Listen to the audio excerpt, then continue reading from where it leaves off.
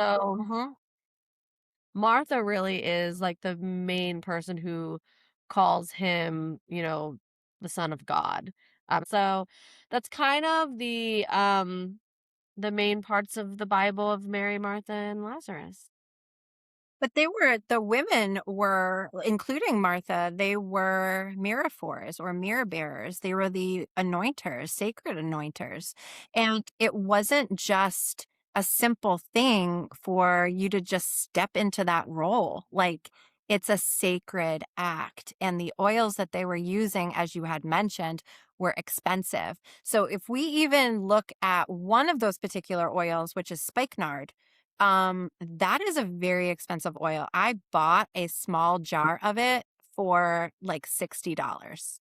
Okay. And Oh my that, gosh.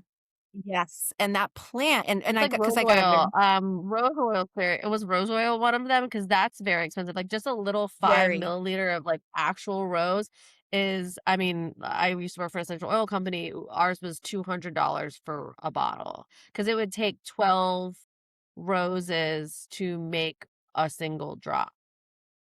it's crazy. So spikenard Yeah. was one of the oils that was used to anoint him. And when I did some research on like where does spikenard naturally grow? It does not grow in Israel. It grows in the Himalayas. So just to put into context that this herb, this oil was not easily received. It would have had to travel a very good distance to receive, to be received by them, to be purchased by them, and it was expensive. So we're talking about something that was not native to that land. We're talking about people who have resources and obviously the wealth to purchase these oils. And then when Mary was anointing his feet, she used, from what I understand, like the whole jar. And that's why Yeah. they were Yeah. like, Yeah. The whole "Whoa, jar. whoa, slow down, Mary." Like, "What are you doing?" Right? Yeah. But she didn't care. She was like, And Judas is "No, not we're gonna happy, mind you. Judas is like taking money from them, paying himself because he feels entitled to it. And then he's getting mad at them for wasting all this money that should have went to helping the poor or helping, different people. And I always like this part of the story because it lets me know that like money really has no meaning in this world and that like Jesus still loved the finer things in life and could appreciate the finer things in that life and that you maybe don't have to feel as guilty as you think you do when you buy yourself like an expensive handbag or something of luxury because I think between him turning water into the best wine anyone's ever drank in and then using this very expensive oils, I think he was a little bougie.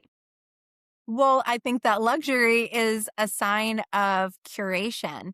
You know what I mean? Like, think Yeah. about how easy it is for a manufacturer to put together sneakers or t-shirts that are going to be sold at Old Navy. Now think about what it would take to put together an ensemble for Hermes or Yves Saint Laurent. Like Yeah. that is a very, very different experience. It's like a finely curated experience. It is intentional. Everything that is utilized is done with intention. It's not just because it's cheap and it's easy and it doesn't matter. It's because it's made with the finest ingredients. Yeah. But I think it shows that like, money really doesn't have value, but ultimately it's just products in this world, they really are meaningless. Money's meaningless, items are meaningless.